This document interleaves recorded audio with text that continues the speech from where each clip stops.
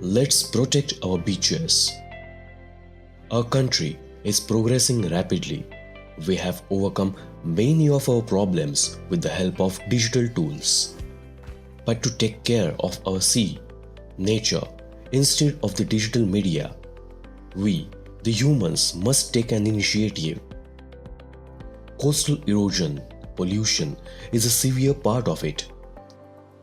Maharashtra Maritime Board and Asian Development Bank reviewed this situation. To maintain the natural care of the sea, a special study was conducted after discussing with the local villagers, professionals, and people's representatives. Maharashtra is experiencing many critical issues due to climate change. Coastal erosion is occurring repeatedly that causes damage to coastal communities, their native shorelines, and the adjacent properties. Strong waves changing river paths and disruptions of the natural movement of sand are mainly causing erosion. It's a high time now for taking immediate actions and propose some necessary changes. As a solution on this critical situation, the Maharashtra Maritime Board has planned some important developmental work with financial support of the Asian Development Bank at places such as Kashid, Ganpatipule, and Devbag. This is a brief overview of this project. A module called Coastal Management and Information System (CMIS) will be created for this project to understand the local environment and physical context. Training and capacity building efforts were initiated to improve coastal planning and management. It included officers' training to conduct it successfully. Earlier, in May 2017, Dune project was completed under Sustainable Coastal Protection Management and Investment Program at Bhatia Ratnagiri. Now, the Maharashtra Sustainable Climate Resilient Coastal Protection Management Program has begun. Let's see what the senior officials say about this project. हा रत्नागिरी जिल्ह्यातील गणपतीपुळे येथे पहिल्या टप्प्यात राबवला जाणार आहे. तेथे धूप प्रतिबंधक उपाययोजना आपण करणार आहोत. या उपाययोजना करण्यासाठी आपल्याला CRZ NOC घेण्यात आली आहे पहिल्यांदा. तसेच state environmental impact assessment authority SIA यांची देखील परवानगी घेण्यात आली आहे. दुसऱ्या टप्प्यात आपण देवबाग येथे रिव्हर बँक प्रोटेक्शनचे काम करणार आहोत. यासाठी देखील CRZ NOC, SIA NOC तसेच माननीय उच्च न्यायालयाची NOC आपण घेतलेली आहे. रायगड जिल्ह्यातील काशीद येथे धूप प्रतिबंधक उपाययोजना म्हणून वाळूचे ढिगारे करून त्यावर स्थानिक झाडाझुडपांचे रोपण करण्यात येणार आहे. यालाच सँड-ड्यून प्रोटेक्शन असे संबोधले जाते. पर्यावरणाची कोणतीही हानी न करता शाश्वत विकासासाठी हे प्रकल्प केले जाणार आहेत. सदर प्रकल्पासाठी माननीय मुख्य कार्यकारी अधिकारी डॉक्टर माणिक गुळसर यांचे वेळोवेळी मार्गदर्शन आणि प्रोत्साहन आम्हाला मिळालं आहे. तसेच प्रत्यक्ष फील्डवर काम करताना बंदर निरीक्षक, सहाय्यक बंदर निरीक्षक स्तरापर्यंत सर्व अधिकारी कर्मचाऱ्यांचे आम्हाला सहकार्य लाभले आहे.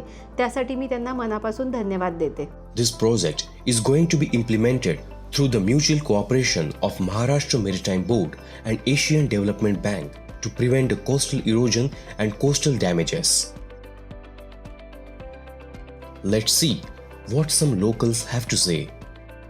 गणपतीपुळ्यामध्ये ती समुद्राची धूप होते किंवा पावसाळी लाटा जेव्हा उसळतात तेव्हा समुद्र पुढे येतो आणि त्याचा किनारपट्टी भागाला त्रास होतो. तसाच गणपतीपुळा देवस्थानच्या परिसरातही मंदिर हे समुद्राकाठीच असल्यामुळे तिथेही त्याचा त्रास होतो. तर त्यासाठी त्याला लाटांना कुठेतरी रोखण्यासाठी म्हणून जे काही बंदोबस्त करायचा त्याच्या दृष्टीने जे प्रयत्न चाललेत.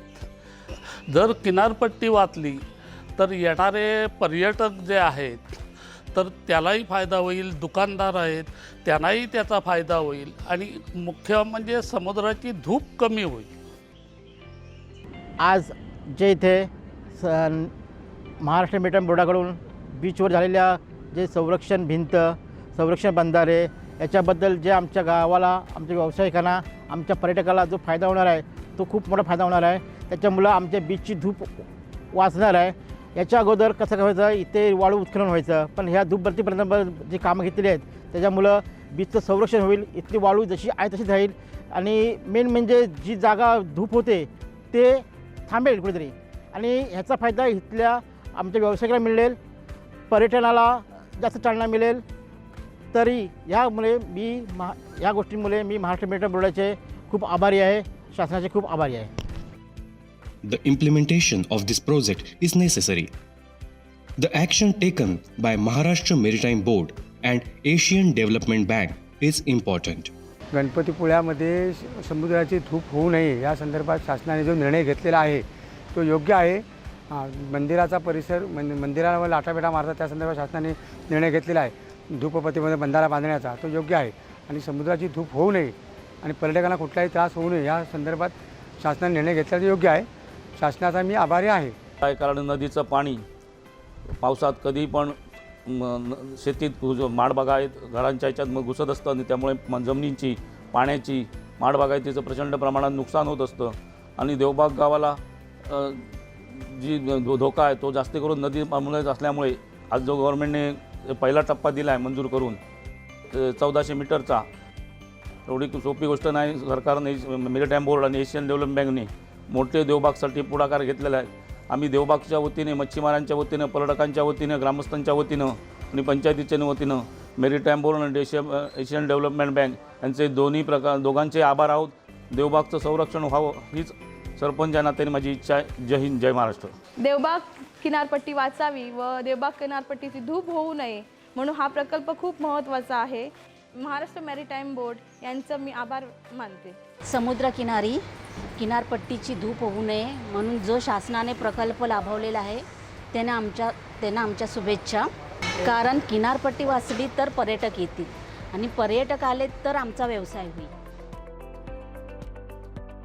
You can also play a vital role in this project through our service to friendship with nature. Here are the brief highlights of this project on the screen.